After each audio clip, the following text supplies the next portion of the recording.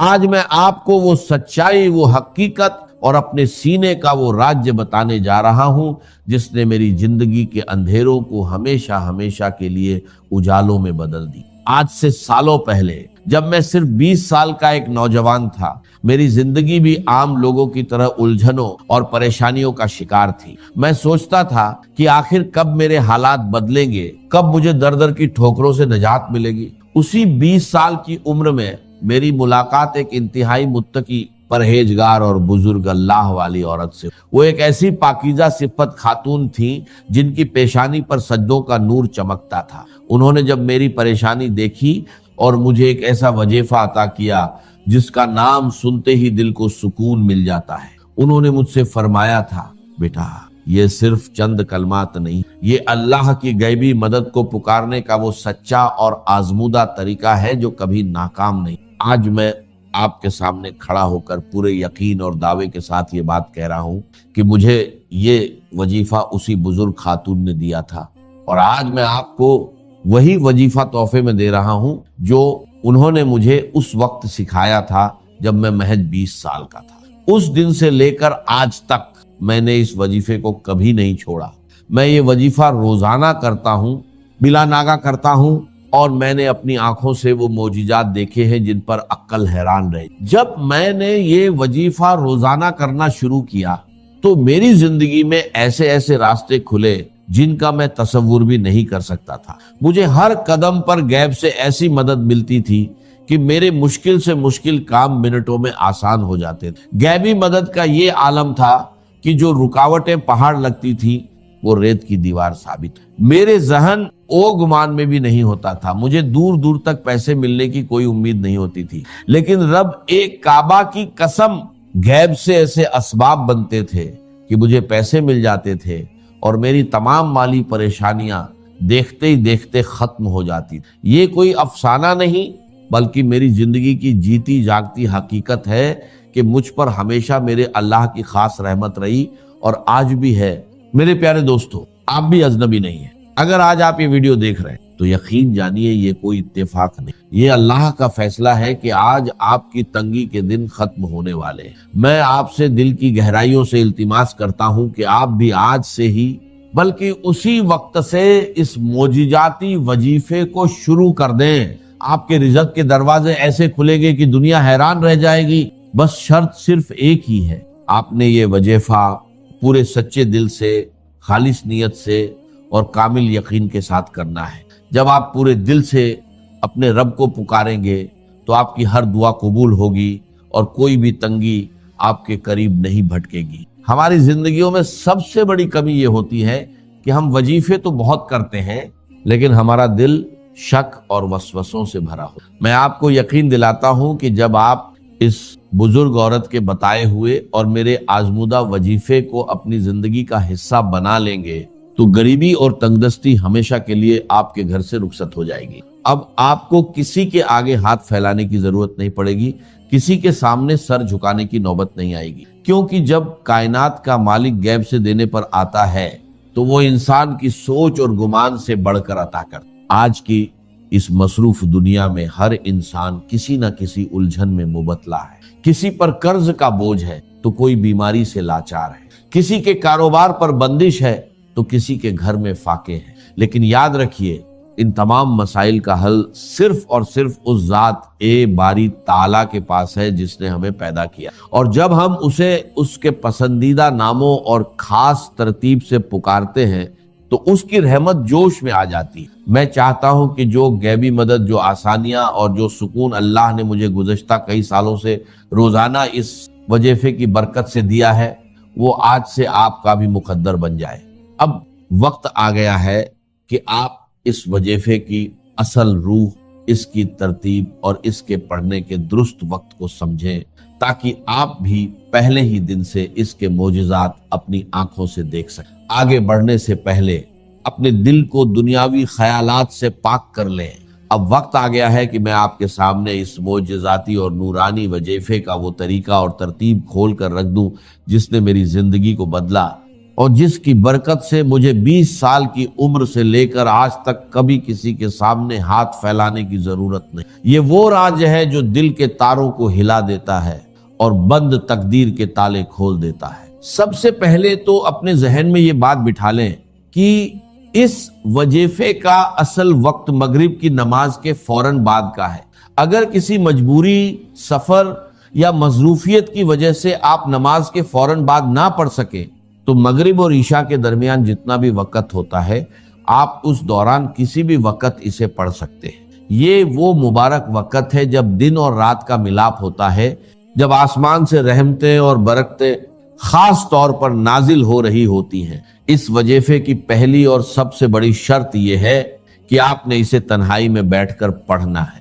آج کل لوگوں کی عادت بن چکی ہے کہ ایک ہاتھ میں تسبیح ہوتی ہے اور دوسرے ہاتھ سے موبائل فون چل رہی ہے یا لوگوں سے باتیں ہو رہی ہوتی۔ میرے پیارے بھائیوں، ایسی غفلت سے پرہیز کر۔ جب کائنات کے شہنشاہ سے مانگنے بیٹھے تو اپنا پورا دھیان، اپنا دل اور اپنا دماغ صرف اور صرف اپنے خالق کی طرف متوجہ کر۔ عمل شروع کرنے سے پہلے آپ نے دل کی تسلی اور عمل کی طاقت کو بڑھانے کے لیے ایک بار پورا درود ابراہیمی لازمی پڑھنا ہے۔ پورا درود ابراہیمی یہ ہے: اللہم صلی علی محمد وعلی آل محمد کما صلیت علی ابراہیم وعلی آل ابراہیم انک حمید مجید، اللہم بارک علی محمد وعلی آل محمد کما بارکت علی ابراہیم وعلی آل ابراہیم انک حمید مجید۔ درود شریف پڑھنے کے بعد آپ نے نہایت عاجزی اور سچے دل سے ایک بار پڑھنا ہے: بسم اللہ الرحمن الرحیم۔ اب یہاں سے ہمارا وہ معجزاتی سفر شروع ہوتا ہے جس کی ترتیب خود اس بزرگ خاتون نے مجھے سکھائی تھی۔ آپ نے کل 3 چیزیں پڑھنی ہیں اور یقین جانیے انہیں پڑھنے میں آپ کے صرف 10 سیکنڈ لگیں گے، لیکن ان 10 سیکنڈز کا اثر آپ کی پوری زندگی پر رہے۔ سب سے پہلے نمبر پر جو پکار ہے وہ ہے یا ربنا۔ یا ربنا کا مطلب ہے اے ہمارے رب، اے ہمارے پروردگار، لیکن اس کے ساتھ ہم نے اللہ پاک کا وہ مبارک نام ملانا ہے جو رزق کے خزانوں کا مالک ہے، یعنی یا رزاق۔ جب آپ ان دونوں ناموں کو ملا کر پڑھتے ہیں تو گویا آپ کائنات کے سب سے بڑے سکھی کے دروازے پہ دستک دے رہے ہوتے ہیں۔ آپ نے اس ترتیب کو صرف اور صرف 3 بار نہایت پیار اور عاجزی سے پڑھنا ہے: یا ربنا یا رزاقو، یا ربنا یا رزاقو، یا ربنا یا رزاقو۔ اسے پڑھتے ہی آپ کے دل میں ایک عجیب سا سکون اترے۔ اب فوری طور پر دوسرے نمبر پر ہم نے اس پکار کی طرف بڑھنا ہے جو بندے کو اس کے رب کے سب سے زیادہ قریب کر دیتی ہے، اور وہ پکار ہے یا رب۔ میرے دوستو، جب انسان کہتا ہے یا ربنا تو یہ ایک پکار ہے، لیکن جب دل کی اتھاہ گہرائیوں سے نکلتا ہے یا ربی، اے میرے رب، تو بندے اور خدا کا فاصلہ مٹ، آپ اپنے رب کے اتنے قریب ہو جائیں گے کہ کائنات کے فرشتے بھی آپ پر رشک کرنے لگیں۔ اب اس یا ربی کے ساتھ آپ نے وہ جملہ دہرانا ہے جو آپ کی جھولی کو غیبی خزانوں سے بھر دے گا۔ آپ نے اپنے ٹوٹے ہوئے دل اور سچی نیت کے ساتھ 3 بار کہے: یا ربی میری جھولی بھر دے، یا ربی میری جھولی بھر دے، یا ربی میری جھولی بھر دے۔ سبحان اللہ۔ جب کوئی عاجز بندہ مغرب کے اس مبارک وقت میں تنہائی میں بیٹھ کر اپنے خالق کو پکارتا ہے کہ اے میرے رب میری خالی جھولی کو بھر دے، تو اس غفور او رحیم ذات کو اپنے بندے کی لاچاری پر رحم آ جاتا۔ وہ ذات کبھی اپنے بندے کو خالی ہاتھ واپس نہیں لوٹا۔ میں نے اپنی زندگی کے ہر کٹھن موڑ پر جب بھی یہ پکار لگائی، مجھے غیب سے وہ کچھ ملا جس کا میرے وہم او گمان میں بھی نام او نشان نہیں تھا۔ یہ وہ نورانی کلمات ہیں جو براہ اے راست عرش اے الہی پر اثر کرتے ہیں اور انسان کی تقدیر کا رخ موڑ دیتے ہیں۔ اب اس کے فوراً بعد ہم اس تیسرے اور آخری معجزاتی کلمے کی طرف بڑھیں گے جو بڑے سے بڑے قرضے، بیماری، بندش اور جادو کا ایک ہی پل میں جڑ سے خاتمہ کر دیتا ہے، جو مشکلات کے سنگلا خط پہاڑوں کو بھی ریت کے ذروں کی طرح اڑا دیتا ہے۔ یہ وہ تسبیح ہے جو پریشان حالوں کی سب سے بڑی مددگار ہے۔ جب آپ یہ 2 وظائف مکمل کر لیں تو اب آپ نے تڑپ کر اپنے عاجز اور گناہگار ہونے کا اعتراف کرتے ہوئے اللہ رب العزت کا یہ مبارک نام صرف اور صرف 3 بار پڑھنا ہے: یا حل المشکلات، یا حل المشکلات، یا حل المشکلات۔ اس کا مطلب ہے اے میری تمام مشکلات کو حل کرنے والے رب۔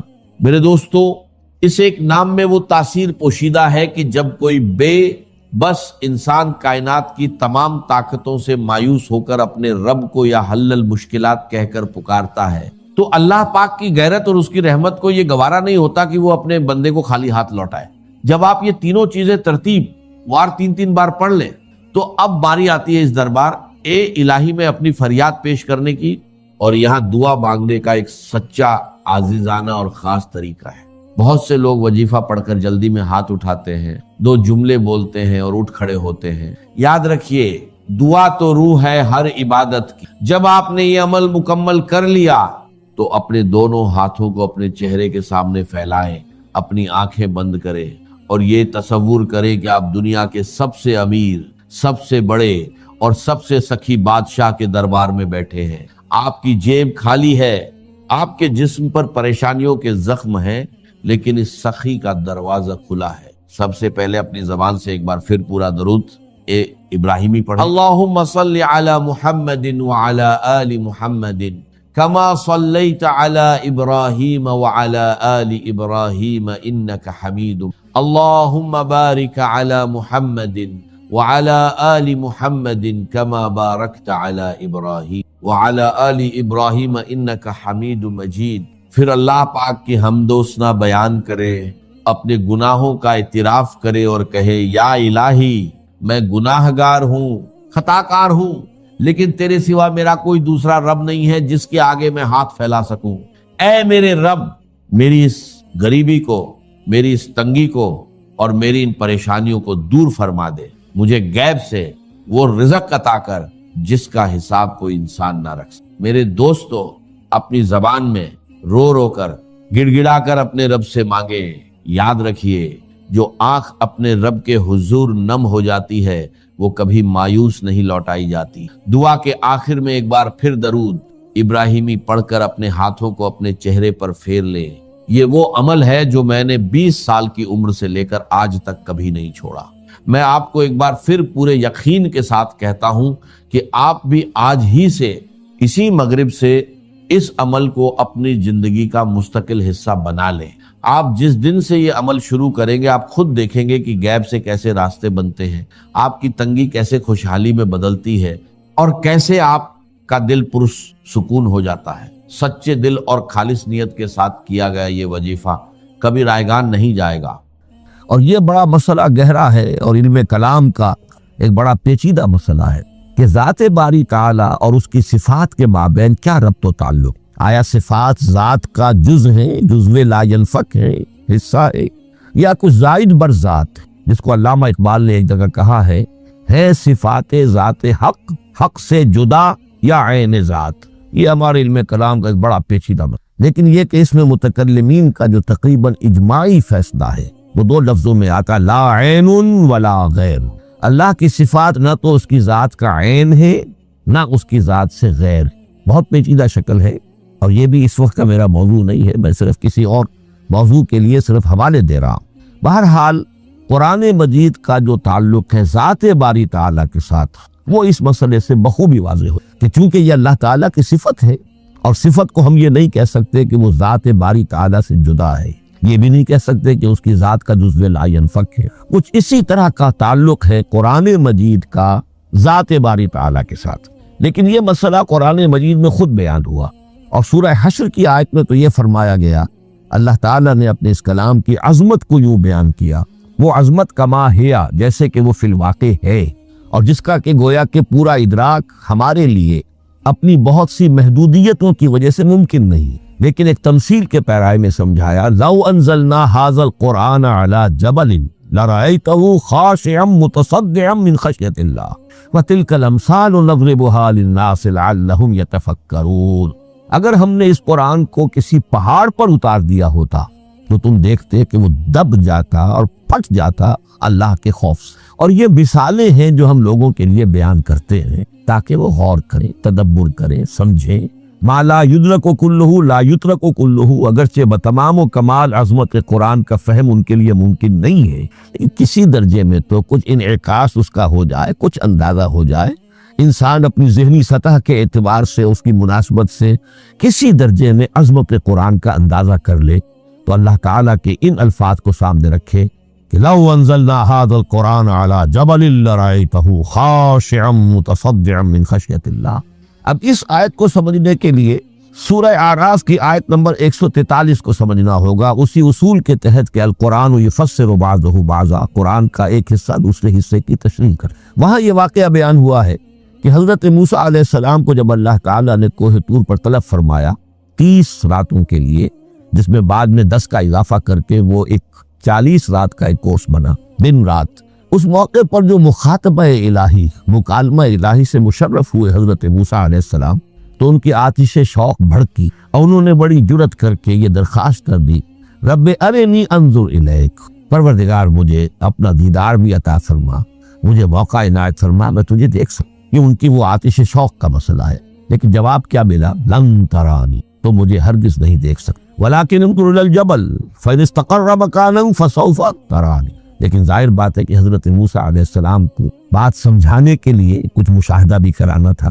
فرمایا تم مجھے نہیں دیکھ سکتے، البتہ اس سامنے کے پہاڑ پر نگاہ جماؤ، ہم اس پر اپنی ایک تجلی ڈالیں گے۔ یہ اگلی الفاظ کے اندر وضاحت ہے، میں یہاں پہلے سے بیان کر رہا ہوں سمجھانے کے لیے۔ اگر وہ پہاڑ ہماری اس تجلی کو، تجلی کسے کہتے ہیں؟ جلا، روشنی، تو اللہ تعالیٰ کی طرف سے کوئی خاص اس کے نور کا جب پرتو ہوتا ہے کسی شے پر تو وہ اس کی تجلی، ہم اپنی ایک تجلی اس پہاڑ پر ڈالیں گے، اگر وہ اس کو جھیل جائے، اپنی جگہ کھڑا رہ جائے، تو تم سمجھنا کہ شاید تم بھی ہمیں دیکھ سکتے۔ فلما تجلی ربہ للجبل، اب یہاں وہ لفظ آ گیا، جب اللہ نے تجلی اپنی پہاڑ پر ڈالی، جعلہ دکا وخر موسیٰ صعقا، وہ پہاڑ ریزہ ریزہ ہو گیا اور حضرت موسیٰ بے ہوش ہو کر گر۔ اب یہ بے ہوش ہو کر گر جانا، جبکہ وہ تجلی براہ راست بھی نہیں ہے، بالواسطہ ہے۔ مشاہدہ جو کر رہے حضرت موسیٰ وہ بالواسطہ، تجلی پہاڑ پر ہے، لیکن یہ کہ اس کا بھی بالواسطہ اس کا جو ہوا ہے،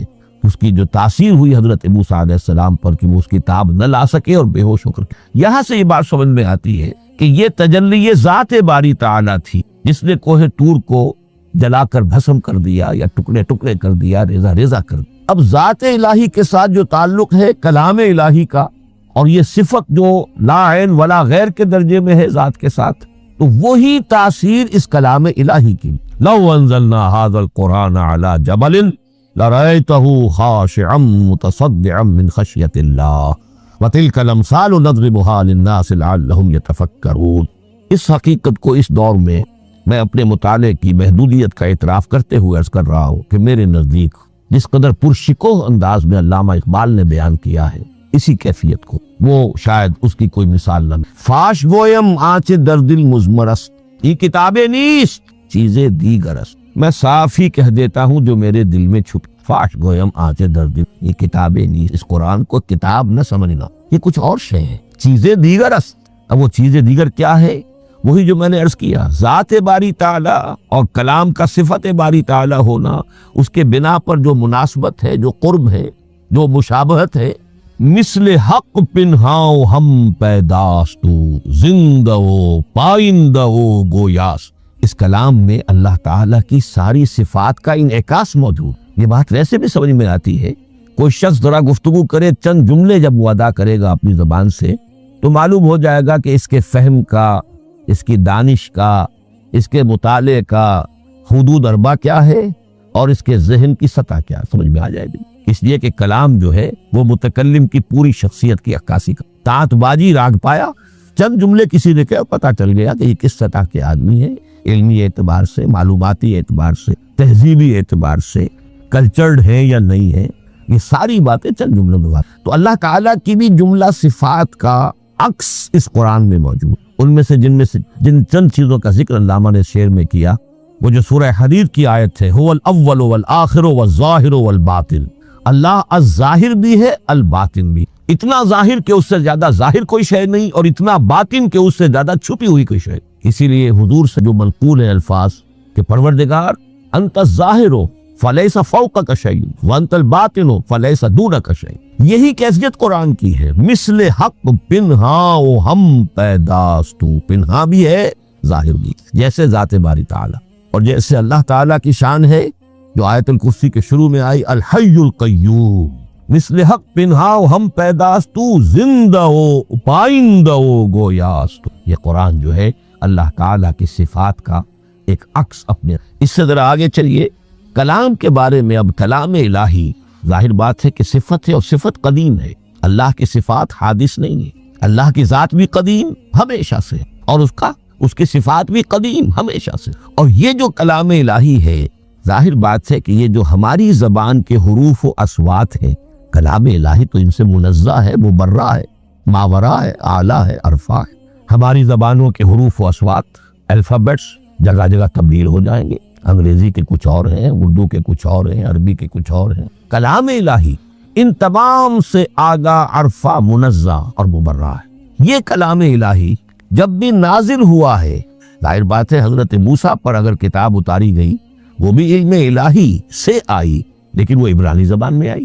حضرت عیسیٰ علیہ السلام پر انجیل اتاری گئی، ہم یقین سے نہیں کہہ سکتے، دو میں سے کسی ایک زبان میں اتاری گئی ہوگی، یا عبرانی ہوگی، اس لیے کہ شام کے جس علاقے میں، فلسطین کے جس علاقے میں ان کی پیدائش ہوئی اور جہاں وہ دعوت و تبلیغ کے لیے گھومتے رہے، اس کے عوام کی زبان تھی آرامی اور خواص کی زبان تھی عبرانی، ہیبریو۔ تو یا تو وہ بھی تورات کی طرح عبرانی ہی میں نازل ہوئی تھی یا آرامی میں ہوگی، لیکن اب کوئی نسخہ نہ ہیبریو کا، کوئی قدیم نسخہ دنیا میں موجود ہے، نہ آرامی کا۔ جو سب سے پرانا نسخہ ملتا ہے انجیل کا وہ اس کا ترجمہ لیٹن زبان کا ترجمہ ہے یا گریک ترجمہ ہے، اصل کوئی نہیں ہے۔ بہرحال جب وہ کلام الہی محمد الرسول اللہ پر نازل ہوا، اب اس میں حروف و اصوات کا وہ جامہ پہنا کہ جو عربی زبان کے ہیں۔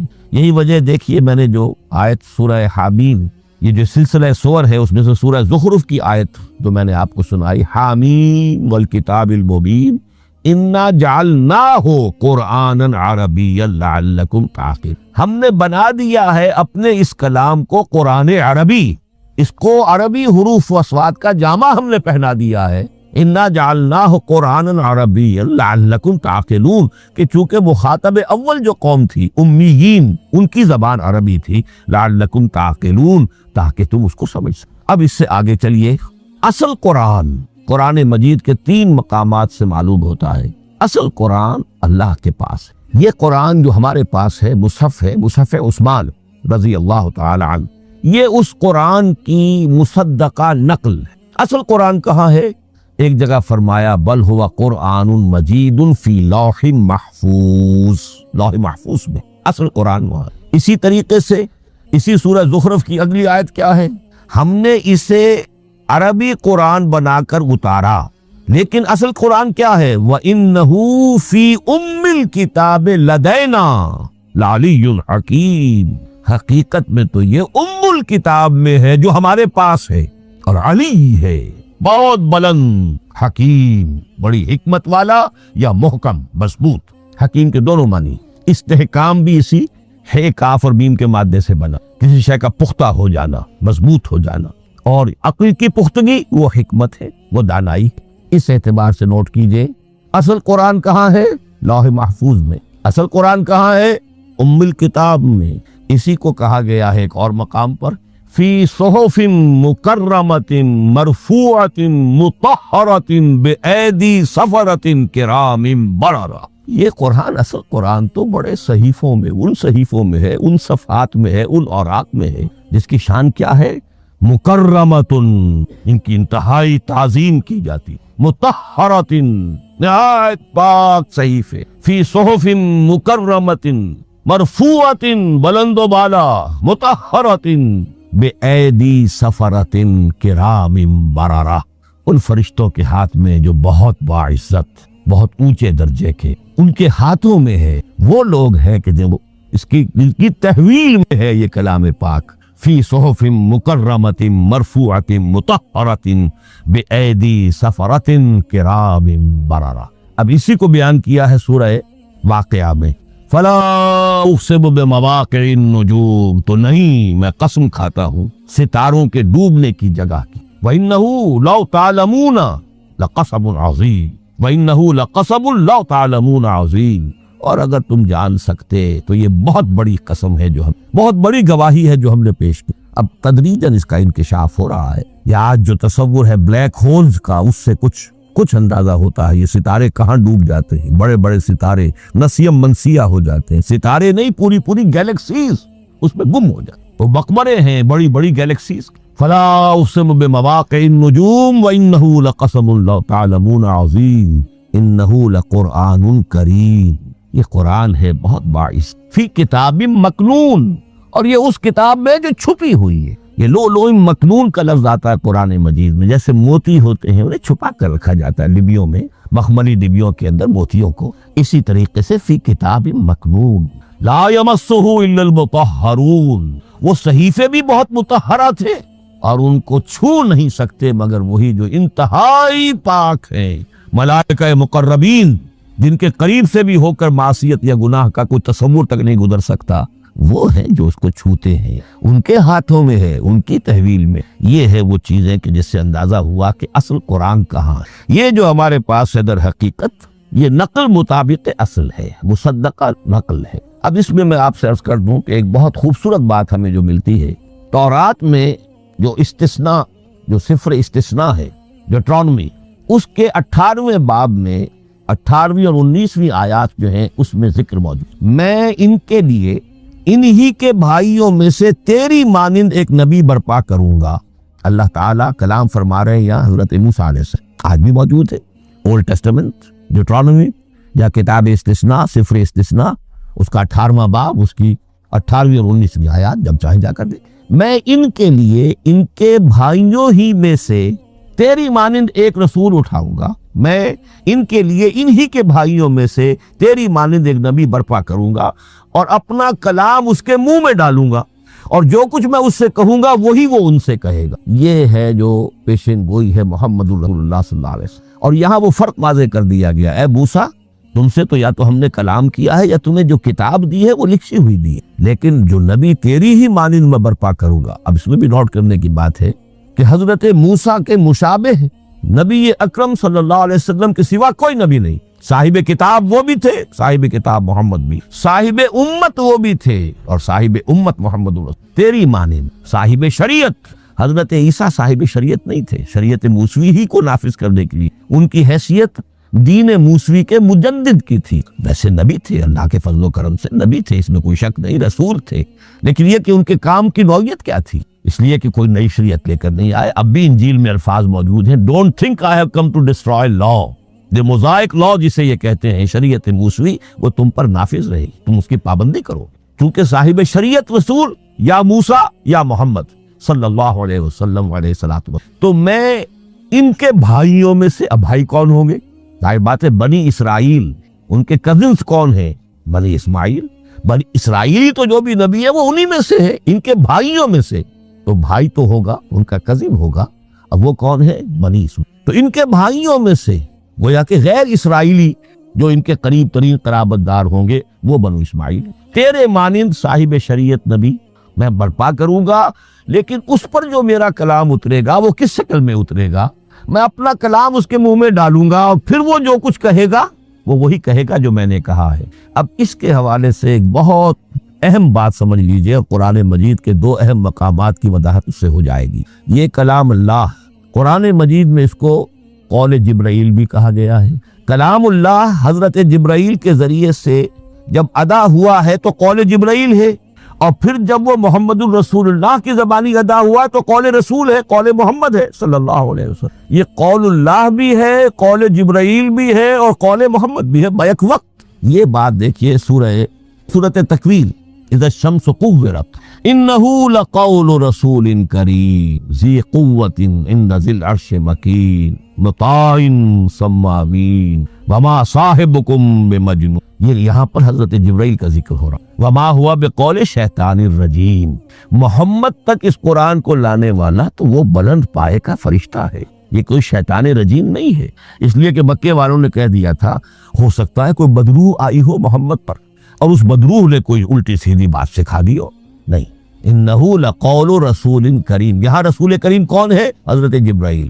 انہو لقول رسول کریم ذی قوت عند ذی العرش مکین، بڑی قوت والا اور جس کا بڑا اونچا مقام اور مرتبہ ہے عرش والے کے قریب، ذی قوت عند ذی العرش مکین مطاع ثم امین، وہ فرشتوں کے مطاع ہے، فرشتے ان کی اطاعت کرتے ہیں، فرشتوں کے سردار ہیں، اور پھر ساتھ ہی پورے امین ہیں، جبرائیل امین، یہ ہم لفظ استعمال کرتے ہیں۔ اور اس کے بعد آگے جا کے فرمایا وَمَا هُوَ بِقَوْلِ شَيْطَانِ الرَّجِيمِ، یہ کسی شیطان ایک رجیم کا قول نہیں۔ اب یہاں اس سورہ تکویر میں قرآن کو قول جبرائیل کا، لیکن سورۃ الحاقہ میں چلیے اس کے آخر میں آتا ہے إِنَّهُ لَقَوْلُ رَسُولٍ كَرِيمٍ وَمَا هُوَ بِقَوْلِ شَاعِرٍ قَلِيلًا مَا تُؤْمِنُونَ وَلَا بِقَوْلِ كَاهِنٍ قَلِيلًا مَا تَذَكَّرُونَ تنزیل من رب العالم۔ یہاں اب رسول کریم سے مراد محمد رسول اللہ صلی اللہ علیہ وسلم، یہ کسی شاعر کا قول نہیں، کسی کاہن کا قول نہیں، یعنی جس کے زبانی یہ قرآن لوگوں کے سامنے آ رہا ہے۔ جبرائیل کا قول ہو کر تو محمد پر نازل ہوا صلی اللہ علیہ وسلم، لیکن اب لوگوں کے سامنے وہ قول محمد بن کر آ رہا ہے۔ انہ لقول رسول کریم وما ہوا بقول شاعر قلیلا ما تؤمنون ولا بقول کاہن قلیلا ما تذکرون تنزیل من رب العالم۔ تو قرآن مجید کلام اللہ ہے، پھر وہ قول جبرائیل بنا جب جبرائیل نے آ کر محمد کو سنا، اور پھر وہ قول محمد بنا جب محمد کی زبان مبارک سے لوگوں نے اسے سنا، اہل عرب نے سنا، اور پھر وہ بات پھیلتی۔ اب آخری بحث اس موضوع پر جو ہے وہ یہ ہے